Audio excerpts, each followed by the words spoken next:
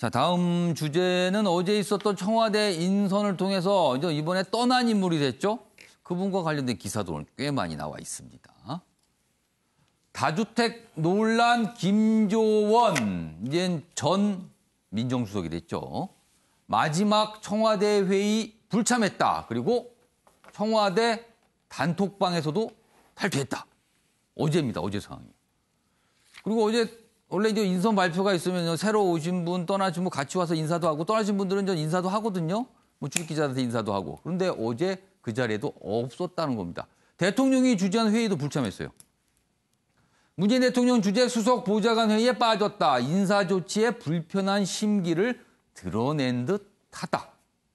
청와대에서 일의 영광이다. 이런 얘기한 강기정, 김거성 전 수석과는 대조를 이루고 있다. 이렇게 돼 있습니다.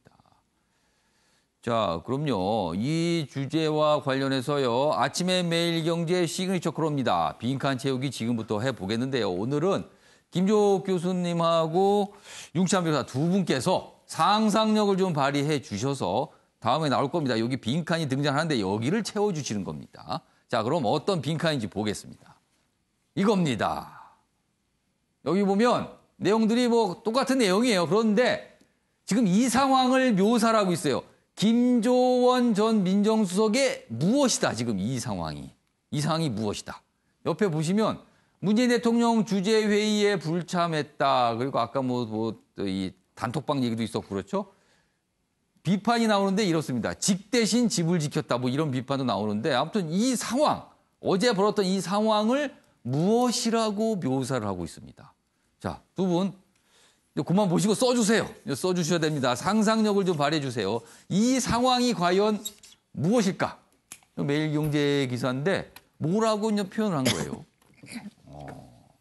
자, 그럼 한 분씩 보겠습니다. 먼저 김종욱 교수님께서는 아집이다. 그러니까 김조원의 아집. 그러니까 어제 모습을 아집으로 해석하신 거예요. 설명해 주세요. 그러니까 왜냐하면 저는 만약에 김조원 민정수석, 제가 만약에 민정수석이었다면 과거를 반추해 볼 것 같아요. 과거에 청와대에 있는 고위 공직자들, 다주택자들 정리하라고 얘기했을 때 반발하신 분이에요, 최초로. 그게 뭐가 문제가 있냐, 그런다고 집값이 안정되겠냐고 말씀하셨고요.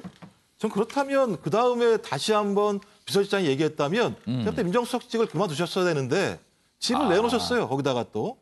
집을 내놓으셨는데 나중에 확인해 보니까 최종적으로 다 정확히 확인해 봐야겠지만 시가가 19억에서 20억이었는데 22억에 내놨다는 얘기가 일단 있었어요. 언론 보도에 따르면 그런 내용이 있습니다. 그게 사실이라고 얘기한다면 저 내놓을 생각이 없었던 거죠. 그러니까 팔 생각이 없었던 거죠. 거기서 또 다시 질문했더니 가장 남자는 그런 걸 가격을 잘 모른다라고 말씀하셨는데 청와대 설명이 그렇게 나왔어요. 네, 그렇게 나왔는데 그게 말이 되겠습니까?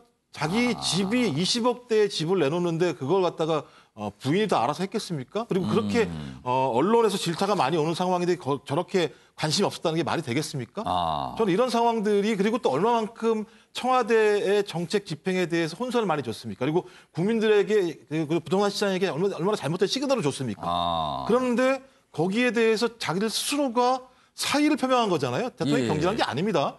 비서실장 비롯해서 5명의 수석이 사의를 표명한 거예요. 근데 그중에 3명만 선별적으로 수리가 됐어요. 근데 거기에 대해서 마지막으로 거기에 대한 자기의 입장도 얘기하지 않고 단톡방에서 나갔다? 만약에 사실이라고 얘기한다면 그야말로 아집이다. 그러니까 국민과 공감하지 않는 거죠. 자기 생각은 다 맞는 거죠. 근데 자기 생각이 맞았는데 세상이 그렇게 돌아가지 않는 거죠. 저는 그런 공직자는 존재하지 않아도 생각해요. 왜냐하면 공직이 왜 존재합니까? 국민을 위해서 존재하는 거죠. 국민들이 그렇게 얘기하고 있다라고 얘기한다면 자기 고집을 꺾어야 되는 게 공직자의 자세와 태도죠. 전 지금까지 부동산 문제와 관련해서는 이런 문제가 시장에게 실리 안 줬다고 생각이 들기 때문에 상당히 안 좋은 선례를 남겼다. 그리고 또 다행인 건 저런 선례를 남기지 않아야겠다라고 하는 교훈도 남긴 것 같다라는 생각은 듭니다. 아마 당사자는 뭐 이유가 있을 수 있습니다. 뭐 집에 관련한 이유가 있을 수도 있고요. 어제 상황에 대한 뭐 알려지지 않은 어떤 다른 이유가 있을 수도 있습니다만 이게 비춰지긴 또 이렇게 비춰졌습니다. 언론들이 지금 오늘 이 기사 많이 다루고 있거든요. 자, 윤기찬 변호사는 이 빈칸에 무엇이 들어갈 것 같습니까? 저는 외조라고 썼는데요. 외조요? 이게 한 채는 아마 본인명이고 한 채는 부인명일 거예요. 근데 아마 부인명의 거를 내놨던 걸로 저는 이해를 하고 있는데 이게 시장의 일반적인 생각이죠. 예. 그 김조원 수석의 한 행태가 그러니까 시장의 일반적인 그 마음입니다. 대통령이 일단은 국민의 마음이 이렇다는 걸 일단 알아야 돼요. 예. 다만 이분이 이제 그 대통령을 직은해서 보좌하는 예. 수석이다 보니 예. 사명감은 있어야 되는 겁니다. 예. 그래서 본인이 하기 싫어도 예. 이런 할 수 있는 사명감 또는 애당초에 들어오지 말든가 혹시나 또 본인이 사의를 해서 대통령이 받아들였다면 예. 마무리를 잘 짓고 나오는 이런 또 깔끔함 이런 것들이 있어야 되는데 이거, 뭐 집에서 부부싸움 하듯이 그냥 이렇게 마음대로 하고 다니시면 그런 부분이 좀 아쉬웠다. 그러니까 국민들이 볼 때 이걸 어떻게 보겠습니까? 이분의 지금 행태는 시장에서 늘상 있는 걸로 전 이해를 하지만 예. 왜냐하면 본인이 팔겠다 하고 들어간 게 아니기 때문에 느닷없이 노영민 실장이 집 팔아라 이렇게 뭐 의견 수렴 거치지 않은 상태에서 했겠죠. 그러니까 본인이 반발했을 수도 있고 그러니까 본인이 경질이란 외관을 취했지만 사실은 사직입니다. 예. 저는 그렇게 이해를 하고 있어요. 예. 그렇다면 일반적인 시장의 시각은 이렇지만 한 나라를 이끄는 대통령을 보좌하는 수석 입장에서 보면 예. 몇 가지 면에서 상당히 좀 불편하다 이런 생각이 듭니다. 자, 그러면 또 김종욱 교수 다시 걸어주세요. 정답을 확인해 봐야 됩니다. 예, 누가 어떤 분이 맞으셨는지. 지금 김종욱 교수님께서는 아집, 윤기찬 변호사께서는 왜죠? 근데 왜 또 꼭 두 글자라고 생각을 하셨을까요? 두 글자가 아닐 수도 있는데. 아무튼 정답 확인해 보겠습니다. 자, 이 내용에 대해서 김조원의 무엇 문재인 대통령 주재에 불참했다. 정답 보여주세요. 뒤끝입니다. 뒤끝. 지금 이 기사는 이 사항에 대해서 뒤끝으로 해석을 했습니다.